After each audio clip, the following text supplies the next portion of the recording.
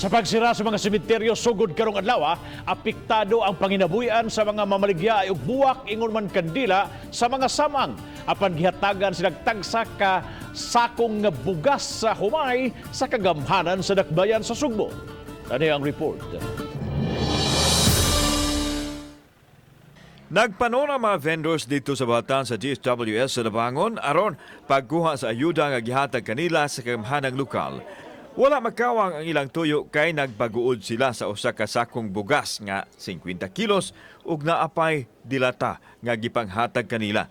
Dako na kini og matabang silang pamilya aron makatabok sa mga adlaw nga mawad-an sa ilang panginabuhi. Daghang kayong salamat nga gitigaan mig ayuda sa taga DSWS. Salamat sa kayo. Sa inisyal nga lista sa DSWS, adunay kapin sa 300 nga mga vendors sa mga sementeryo, mapibado o publiko nga naapektuhan ang panginabuhi.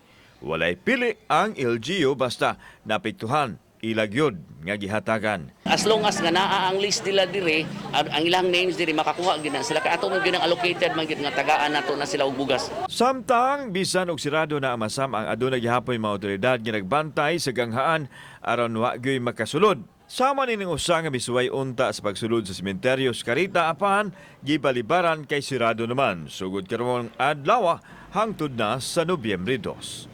Kauban si Cleofer Lumayag, ako si Alan Domingo. Balitang Bisdak.